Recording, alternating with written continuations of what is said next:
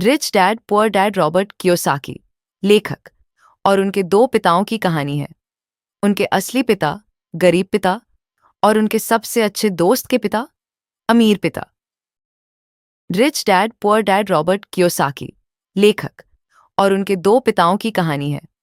उनके असली पिता गरीब पिता और उनके सबसे अच्छे दोस्त के पिता अमीर पिता। यह किताब बताती है कि कैसे इन दोनों पुरुषों ने पैसे और निवेश के बारे में उनकी सोच को आकार दिया। यह किताब इस मिथक को तोड़ती है कि अमीर बनने के लिए ज्यादा आमदनी जरूरी नहीं है। यह आपके व्यक्तिगत वित्त को प्रभावी ढंग से प्रबंधित करने के कई तरीकों की व्याख्या करता है और पैसे के लिए काम करने और अपने पैसे को अपने लिए काम करने देने के बीच का अंतर सिखाता है। धनी पिता गरीब पिता लेखक के अनुसार पारंपरिक शिक्षा प्रणाली में वित्तीय क्षेत्र में उचित शिक्षा का अभाव है। आमतौर पर स्कूल व्यावसायिक कौशल विकसित करने पर ध्यान केंद्रित करते हैं, न कि वित्तीय कौशल पर। इससे पता चलता है कि प्रतिभाशाली छात्र जो अपने अपने क्षेत्रों में कुशल पेशेवर बन चुके हैं, अपने वित्त प्रबंधन में किस प्रकार संघर्ष करते हैं। लेखक, जिन्हें उन्होंने अमीर पिता कहा है, उनके बचपन के दोस्त माइक के पिता हैं। उन्होंने माइक को जीवन भर पैसे और वित्त के बारे में सिखाया। उन्होंने देखा कि उनके पिता और माइक के पिता कड़ी मेहनत करते थे, लेकिन जब पैसों की बात आती थी तो उनके पिता कभी भी आर्थिक लाभ के लिए अपनी बुद्धि का इस्तेमाल नहीं करते थे। इसीलिए उनकी किताब अमीर पिता गरीब पिता में उन्हें गरीब पिता कहा गया है। गरीब पिता का उद्देश्य था कि यदि लेखक अपने स्कूल के दिनों में कड़ी मेहनत से पढ़ाई करे तो उससे उसे काम करने के लिए एक अच्छी कंपनी और एक स्थिर नौकरी खोजने में मदद मिलेगी, जबकि अमीर पिता का कहना था कि कड़ी मेहनत से पढ़ाई करने से लेखक को खरीदने के लिए सही कंपनी खोजने में मदद मिलेगी। गरीब पिता का मानना था कि सबसे बड़ा निवेश और सबसे बड़ी संपत्ति उनका घर है, जबकि अमीर पिता इसे एक बोझ मानते थे। गरीब पिता को बिलों का भुगतान पहले करने की आदत थी, जबकि अमीर पिता बिलों का भुगतान यथासंभव देरी से करना पसंद करते थे। गरीब पिता ने लेखक को धन्यवाद पत्र लिखना सिखाया था, जिससे उसे अच्छे जॉब इंटरव्यू खोजने और उनमें सफलता पाने में मदद मिलेगी। वहीं दूसरी ओर अमीर पिता ने उसे बेहतरीन वित्तीय योजनाओं को डायरी में लिखना सिखाया, ताकि वह रोजगार सृजन कर सके। एक समय ऐसा भी था जब अमीर पिता एक बड़े आर्थिक संकट के कारण कंगाल हो गए थे, लेकिन फिर भी वे खुद को अमीर आदमी ही कहते रहे। उनका कहना था कि गरीब और कंगाल होने में फर्क होता है। उन्होंने कहा, कंगाल होना अस्थायी है, गरीब होना स्थायी है। लेखक को अपने धनी पिता से प्रेरणा मिली कि वह यह समझे कि पैसा कैसे काम करता है और इसे अपने लिए कैसे काम में लाया जाए। अमीर लोग पैसे के लिए काम नहीं करते। उस धनी पिता का शिक्षा का तरीका बिल्कुल अनोखा था। उनका कहना था कि अगर कोई उनके यहाँ काम करता है तो उसे शिक्षित करना और सिखाना उनकी जिम्मेदारी है। उनका यह भी दावा था कि अगर कोई व्यक्ति सीखने के साथ साथ काम भी करे तो वह जल्दी सीखता है। व्यावहारिक अनुभव ही सफलता की कुंजी है। सिर्फ बैठकर व्याख्यान सुनना समय की बर्बादी है, और यही तो स्कूलों में होता है। गरीब और मध्यम वर्ग के लोग पैसे के लिए काम करते हैं, जबकि अमीर लोग पैसे से अपना काम करवाते हैं। लेखक के धनी पिता ने समझाया कि धनी लोग सचमुच पैसा कमाते हैं, वे इसके लिए काम नहीं करते। उनका मानना था कि नौकरी पाने का सबसे अच्छा कारण कुछ सीखना होता है, न कि मासिक वेतन। लेखक ने महज 9 साल की उम्र में अपना व्यवसाय शुरू किया था। उनके पास एक पुस्तकालय था और वे पड़ोस के बच्चों को कॉमिक किताबें किराए पर देते थे। लेखक ने कहा कि सबसे अच्छी बात यह थी कि हमारा व्यवसाय हमारे लिए पैसा कमाता था, भले ही हम शारीरिक रूप से वहां मौजूद न हों। हमारा पैसा हमारे लिए काम करता था। अमीर पिता के अनुसार सुबह उठना, काम पर जाना, बिल चुकाना और जीवन यापन करना एक दुष्चक्र था। समय के साथ पदोन्नति के रूप में अधिक वेतन मिलने से खर्च तो बढ़ता है, लेकिन पैसे के बदले कोई वास्तविक लाभ नहीं होता। व्यक्ति के जीवन में कोई बदलाव नहीं आता। उन्होंने इसे चूहा दौड़ कहा, जैसा कि इसे रिच डैड पुअर डैड पुस्तक में पता चलता है। जैसे जैसे लोग बड़े होते हैं, उनके खर्च बढ़ते हैं और महंगी चीज़ों की उनकी मांग भी बढ़ती है।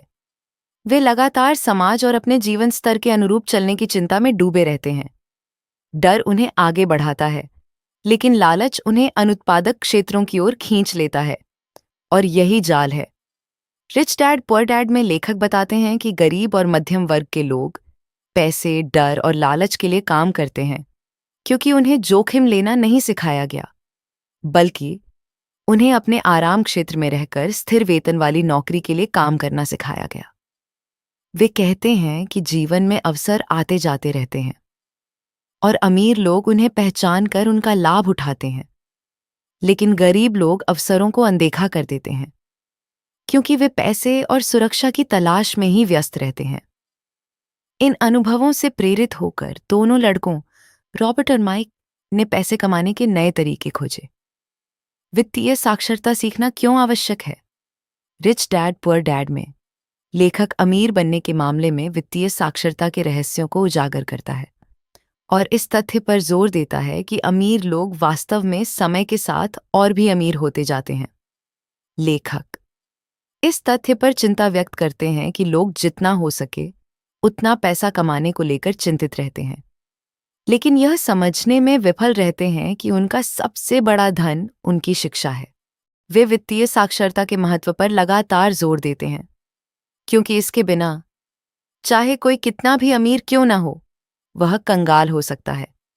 उन्होंने पेशेवर एथलीटों और मशहूर हस्तियों के कुछ उदाहरण दिए जिन्होंने गलत वित्तीय निर्णय लिए और आर्थिक संकट में फंस गए। अमीर बनने का मंत्र: आपको संपत्ति और देनदारी के बीच का अंतर पता होना चाहिए और हमेशा संपत्ति खरीदने पर ध्यान केंद्रित करना चाहिए। रिच डैड पुअर डैड नामक पुस्तक के अनुसार अमीर लोग संपत्ति अर्जित करते हैं, जबकि गरीब और मध्यम वर्ग के लोग देनदारियों को अर्जित करने में व्यस्त रहते हैं जिन्हें वे संपत्ति समझते हैं। किसी परिसंपत्ति को देनदारी से अलग करने वाली प्रमुख विशेषता यह है कि परिसंपत्तियां हमारे लिए धन अर्जित करने का परिणाम होती हैं, जिससे हमें अमीर बनने में मदद मिलती है। छात्र वित्तीय कौशल हासिल किए बिना ही स्कूल छोड़ देते हैं और यही कारण है कि वे पेशेवर सफलता को लेकर चिंतित रहते हैं, न कि वित्तीय स्थिरता को लेकर। वे यह समझने में विफल रहते हैं कि अपने पास मौजूद धन को खर्च करना जीवन जीने का सही तरीका नहीं है, और इसका कारण वित्तीय साक्षरता की कमी है। अमीर लोग और अमीर क्यों होते जा रहे हैं? धनी लोगों की संपत्ति से इतनी आय होती है कि उनके खर्चों की पूर्ति हो जाती है। बची हुई आय को वे और संपत्ति खरीदने में निवेश कर देते हैं। इस तरह उनकी संपत्ति और आय दोनों लगातार बढ़ती रहती हैं। दूसरी ओर गरीब और मध्यम वर्ग के लोग गरीब ही रहते हैं, क्योंकि वे इसके विपरीत करते हैं और अपने ऊपर कर्ज का बोझ बढ़ाते जाते हैं। यह समझना जरूरी है कि किसी व्यक्ति की असली अमीरी उसकी कमाई से नहीं, बल्कि उसकी बचत से बनती है और बढ़ती है। असल समस्या वित्तीय शिक्षा का अभाव है। मध्यम वर्ग को सावधानी बरतनी पड़ती है, क्योंकि उन्हें बचपन में वित्तीय साक्षरता नहीं मिल पाई है और अब उन पर भारी कर्ज का बोझ है। उनकी आय का एकमात्र स्रोत उनका मासिक वेतन है। उनकी आजीविका पूरी तरह से उनके नियोक्ता पर निर्भर है। एक सरल अवलोकन: अमीर लोग संपत्ति खरीदते हैं, गरीबों के भी खर्च होते हैं। मध्यम वर्ग उन देनदारियों को खरीदता है जिन्हें वे संपत्ति समझते हैं। अपने काम से काम रखो रिच डैड पुअर डैड में लेखक ने खूबसूरती से समझाया है कि ज्यादातर लोग अपने पेशे को अपने व्यवसाय से जोड़कर देखते हैं। वे अपना पूरा जीवन दूसरों के व्यवसाय में काम करते हुए और दूसरों को अमीर बनाते हुए बिता देते हैं। इसके विपरीत, अगर वे आर्थिक रूप से स्वतंत्र होना चाहते हैं, तो उन्हें अपने व्यवसाय पर ध्यान देना चाहिए। उन्हें अपने खुद के मालिक बनना और अपना खुद का व्यवसाय खड़ा करने के तरीके खोजने चाहिए। गरीबों और मध्यम वर्ग के बारे में जानने योग्य बातें: ये लोग सबके लिए काम करते हैं, सिवाय खुद के। मुख्य रूप से वे कंपनियों के मालिकों के लिए काम करते हैं, फिर कर चुकाने के लिए सरकार के लिए, और अंत में उस बैंक के लिए जिसने उनके घरों पर ऋण दिया हुआ है। जब छंटनी का दौर शुरू हुआ तो लाखों कामगार जो अपने घर को अपनी संपत्ति मानते थे, उन्हें एहसास हुआ कि वही संपत्ति उस समय उनकी सबसे बड़ी देनदारी बन गई थी। जिन्हें वे संपत्ति समझते थे, वे वित्तीय संकट के समय उनकी मदद नहीं कर सकीं। अमीरों के बारे में जानने योग्य बातें। जब बाकी सभी लोग अपनी आय विवरण पर ध्यान केंद्रित करते हैं, तब अमीर लोग हमेशा अपनी संपत्ति वाले कॉलम पर ध्यान देते हैं। अमीरों की यह आदत होती है कि वे अपने काम से काम रखते हैं। लेखक का सुझाव है कि अपनी नौकरी करते रहें, लेकिन रियल एस्टेट और स्टॉक जैसी संपत्तियां खरीदना शुरू करें। ऐसी देनदारियां या निजी खर्च न करें जिनसे आपकी कुल संपत्ति में कोई वास्तविक वृद्धि न हो। संपत्ति बढ़ने के साथ साथ आय भी बढ़ती है। इससे विलासिता की वस्तुएं खरीदने की लालसा उत्पन्न होती है। धनी लोग संपत्ति लंबे समय तक रखते हैं। आर्ण पर विलासिता की वस्तुएं खरीदना सबसे घातक होता है। विलासिता की वस्तुओं का आर्ण अंततः वित्तीय बोझ बन जाता है। लक्ष्य आय उत्पन्न करने वाली संपत्तियां बनाना होना चाहिए, जिनसे विलासिता की वस्तुएं खरीदी जा सकें। अमीरों को धमकाया नहीं जा सकता क्योंकि वे खुद ही धमकाने वाले होते हैं। इतिहास में जब भी लोगों ने अमीरों को अधिक कर लगाकर दंडित करने का प्रयास किया, तो उन्होंने इसका विरोध किया। उनके पास कर को बोझ कम करने के लिए हर संभव प्रयास करने की शक्ति, धन, प्रेरणा और दृढ़ संकल्प है। वे चतुर लेखाकारों को नियुक्त करने से लेकर राजनेताओं को अपने लाभ के लिए कानून पारित करने हेतु राजी करने या रिश्वत देने तक हर प्रकार की कार्रवाई करते हैं। अमीर लोग चुपचाप बैठकर सरकार या जनता की हर बात नहीं मानते। वे बदलाव लाने के लिए अपनी दौलत का इस्तेमाल करते हैं। गरीबों और मध्यम वर्ग के बारे में ऐसा नहीं कहा जा सकता। अमीर लोग पैसे का आविष्कार करते हैं। कियोसाकी की किताब रिच डैड पुअर डैड के अनुसार हर कोई प्रतिभा के साथ पैदा होता है, लेकिन आत्मसंदेह और भय के कारण वह प्रतिभा दब जाती है। कियोसाकी बताते हैं कि बुद्धिमान, साहसी और जोखिम लेने वाले लोग ही तरक्की करते हैं। जिन लोगों के पास बहुत पैसा होने के बावजूद आर्थिक तंगी रहती है, उसका कारण यह है कि वे अवसरों का लाभ नहीं उठा पाते और जोखिम लेने से डरते हैं। इनमें से अधिकांश लोग बस बैठे रहते हैं और अवसर के आने का इंतजार करते हैं। कियोसाकी इस बात पर जोर देते हैं कि लोग भाग्य खुद बनाते हैं। वे बैठकर इसके होने का इंतजार नहीं करते। यही बात पैसे पर भी लागू होती है। इसे बनाना पड़ता है। लेखक का कहना है कि ज्यादातर लोग इसलिए नहीं जीत पाते क्योंकि उन्हें हारने से ज्यादा डर लगता है। इसीलिए मुझे स्कूल इतना बेवकूफ लगता था। स्कूल में हमें सिखाया जाता है कि गलतियां बुरी होती हैं और उनके लिए हमें दंड मिलता है। लेकिन अगर हम इंसानों के सीखने के तरीके को देखें, तो हम गलतियां करके ही सीखते हैं। हम गिरकर ही चलना सीखते हैं। अगर हम कभी गिरते ही नहीं, तो हम कभी चल भी नहीं पाते। हारने का डर लोगों को अमीर बनने से रोकता है। जो लोग असफलता से बचना चाहते हैं, वे सफलता से भी बचना चाहते हैं। लेखक शिक्षा पर जोर देते हुए कहते हैं, प्रशिक्षित मन ही समझदार मन होता है। रिच डैड पुअर डैड के लेखक निवेशकों को 2 श्रेणियों में बांटते हैं। कुछ निवेशक पैकेज निवेश विकल्पों को चुनते हैं और कुछ निवेशक ऐसे भी हैं जो अपने निवेश को अपने उद्देश्य के अनुरूप ढालते हैं। अपने से अधिक बुद्धिमान लोगों को काम पर रखना एक महत्वपूर्ण कारक है, क्योंकि वे दूसरों के ज्ञान का लाभ उठाते हैं।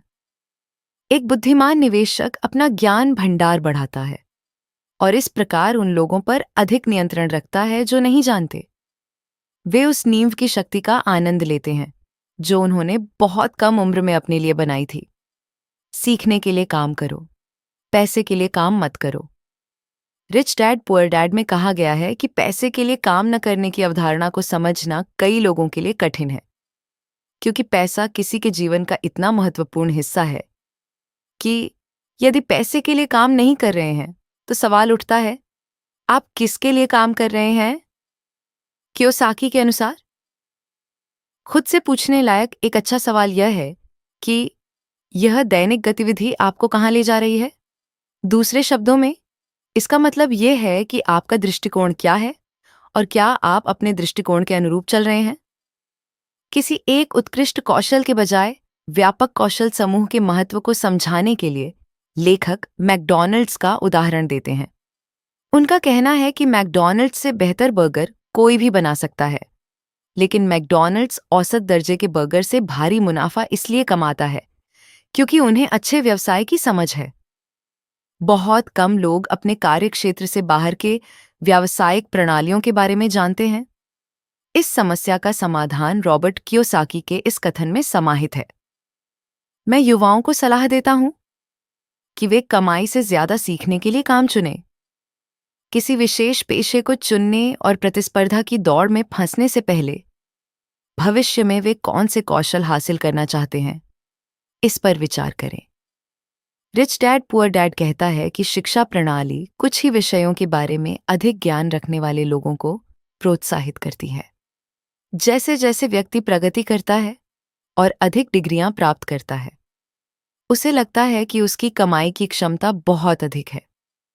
और कभी-कभी ऐसा होता भी है।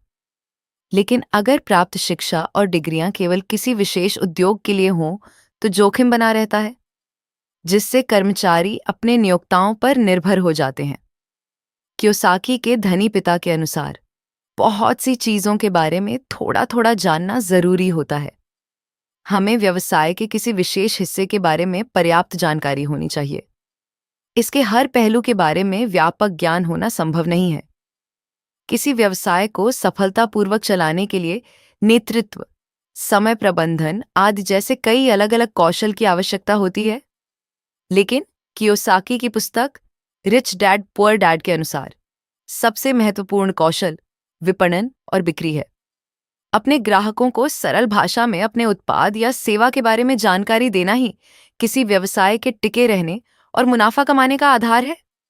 लेखन, बोलने और बातचीत करने जैसे मजबूत कौशल ही सफलता की कुंजी हैं। बाधाओं पर काबू पाना रिच डैड पुअर डैड के अनुसार एक अमीर और एक गरीब आदमी के बीच मुख्य अंतर इसे निपटने के उनके तरीके में होता है। एक अमीर आदमी को नुकसान तो होता है, लेकिन वह उसे जल्द स्वीकार करता है और सीखता है। अपने जीवन के उद्देश्यों को प्राप्त करने के लिए वह कभी-कभी डटा नुकसान भी सह सकता है।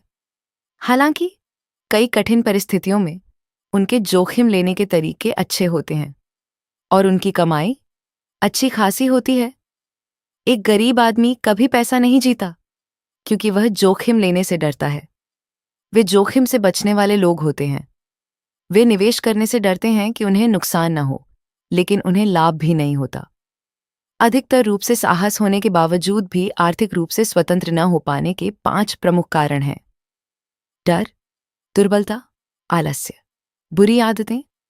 अहंकार धनी लोग अपनी असफलताओं से प्रेरणा लेते हैं क्योंकि यह उनके लिए एक सीख बन जाती है। वे इससे सीखते हैं और बेहतर करते हैं।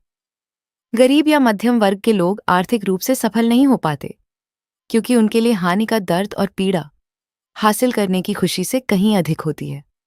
वे डर, दुर्बलता और आलस्य जैसी मानसिक बाधाओं से ग्रस्त होते हैं। इसके विपरीत सफल लोग अपनी असफलताओं से सीखते हैं, जिससे वे आगे बढ़ते हैं। अधिकांश लोगों के आर्थिक रूप से सफल न हो पाने का मुख्य कारण यह है कि वे हारने से डरते हैं, लेकिन जीतने के लिए जोखिम लेना पड़ता है। जीतने के लिए जरूरी है कि हम डर को नियंत्रित करें, न कि उससे भागें। एक सामान्य निवेशक बाजार में निवेश करने के बजाय बचत करता है और धीरे धीरे कमाता रहता है। यह धन निवेश योजनाओं में हो या लॉन्ग टर्म स्टॉक जैसी योजनाओं में, जिनका मूल्य समय के साथ बढ़ सकता है।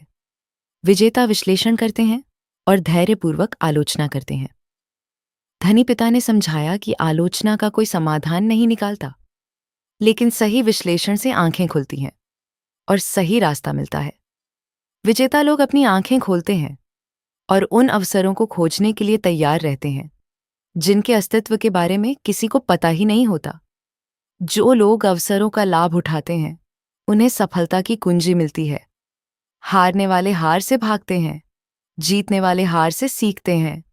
हारने वाले दर्द को नापसंद करते हैं, जीतने वाले दर्द को अपनाते हैं। आज के दौर में साहसिक कार्य को पूरा करने के बजाय रहना और टिके रहना, इन दोनों के अंतर को समझना महत्वपूर्ण है। रॉबर्ट कियोसाकी के अनुसार व्यक्ति को अपने डर को नियंत्रित करना चाहिए, न कि उसे खुद पर हावी होने देना चाहिए। धनवान बनने की चाहत रखने वाले व्यक्ति को अपने डर का सामना करना होगा। जब आप डर का सामना करते हैं तो कर्ज और अनिश्चितता के बावजूद आपका आत्मबल मजबूत होता है और आप अधिक मेहनत करने के लिए प्रेरित होते हैं। मैं अक्सर काम किए, दूसरी कंपनियों में नहीं, शेयर बाजार में काबिलियत किया, हर तरह का काम किया ताकि कोई मुझे निकाल ना सके। दुनिया के उस दबाव ने मुझे और मेहनत करने के लिए प्रेरित किया, सोचने पर मजबूर किया और कुल मिलाकर मुझे पैसे के मामले में ज्यादा समझदार बना दिया। अगर मैंने अपने डर का सामना नहीं किया होता तो मैं कोई बेहतर निवेशक नहीं बनता, लेकिन मैं आज जहां हूं। शुरू करना किताब रिच डैड पुअर डैड हमें बताती है कि हर जगह सोना मौजूद है, बस ज्यादातर लोग इसे पहचान नहीं पाते। लेखक 10 ऐसे कदम बताते हैं जिनका पालन करके आप अपनी वित्तीय बुद्धिमत्ता को विकसित कर सकते हैं और उस सोने को खोज सकते हैं। पहले देखें कि आपके पास मौजूद है, बस खोज करने की प्रतीक्षा कर रही है। आप जो भी करते हैं उसके पीछे एक गहरा भावनात्मक कारण या उद्देश्य होना चाहिए, जिसमें आपकी इच्छाएं और अनचाही भावनाएं दोनों शामिल हों। विकल्पों की शक्ति को समझें और प्रतिदिन यह तय करें कि क्या करना है, जिससे आप आदतें चुनना और खुद को शिक्षित करना सीखें। संगति की शक्ति का लाभ उठाते हुए अपने मित्रों का चयन सावधानीपूर्वक करें और गरीब या मध्यम वर्ग के लोगों की बातों पर ध्यान न दें। तेजी से सीखने की शक्ति में महारत हासिल करें और पैसा कमाने का एक फॉर्मूला विकसित करें। अपने व्यक्तिगत ब्रांड, लोगों और व्यक्तिगत समय को प्रबंधित करने के लिए आत्म अनुशासन की शक्ति में महारत हासिल करें।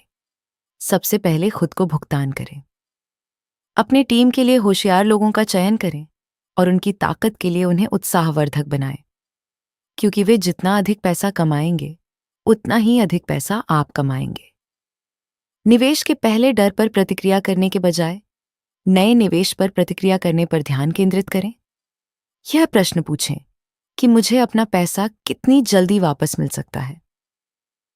अपनी संपत्ति के अंतिम धन का उपयोग विलासिता की वस्तुओं को खरीदने के लिए करें। साथ ही धन को और अधिक धन में बदलने के लिए आत्म अनुशासन पर ध्यान केंद्रित करें। किसी ऐसे व्यक्ति को अपना आदर्श बनाएं जिसका आप अनुसरण कर सकें और उनके अनुभव और ज्ञान का उपयोग अपने लिए कर सकें। यह मानने के लिए तैयार रहें कि आपको जो कुछ चाहिए वह आपको पहले कुछ देना होगा। और भी कुछ जानना चाहते हैं? यहाँ कुछ करने योग्य बातें हैं। कुछ समय का वित्त लेकर यह आकलन करें कि क्या काम कर रहा है और क्या नहीं। हमेशा निवेशों की तलाश करें और सीखते रहें। पैसे के बारे में कड़वा सच बताते हैं, उनसे अनुभव रखने वाले किसी व्यक्ति को खोजें। करों के पेशे और नौकरियों में भाग लें। बहुत छोटे प्रतिशत के लक्ष्य लें कि क्या हो रहा है। आप कभी नहीं जान पाएंगे कि कौन सा काम करेगा। निष्कर्ष 5 बड़े विचार। 1, गरीब और मध्यम वर्ग के लोग पैसे के लिए काम करते हैं। अमीरों के पास पैसा होता है जो उनके लिए काम करता है। 2, मायने यह नहीं रखता कि आप कितना कमाते हैं, मायने यह रखता है कि आप कितना पैसा बचाते हैं। 3, अमीर लोग संपत्ति अर्जित करते हैं, गरीब और मध्यम वर्ग के लोग देनदारियां अर्जित करते हैं जिन्हें वे संपत्ति समझते हैं। 4, वित्तीय योग्यता का अर्थ है कि पैसा कमाने के बाद आप उसका क्या करते हैं, लोगों को उसे अपने पास होने से कैसे रोकते हैं, उसे लंबे समय तक कैसे बनाए रखते हैं और पैसे से अधिक पैसा कैसे बनाते हैं। 5, हम सभी अपने सबसे बड़े दुश्मन हैं, यह हमारा दिमाग है। इस पुस्तक के इस वित्तीय पाठ का एक अच्छा परिणाम यह है कि दुनिया उतनी अच्छी नहीं होती। आपका भविष्य इस बात पर निर्भर करता है कि आप अपने पैसे और समय के साथ क्या करते हैं। आपके परिवार का भविष्य आपके आज के फैसलों से तय होगा।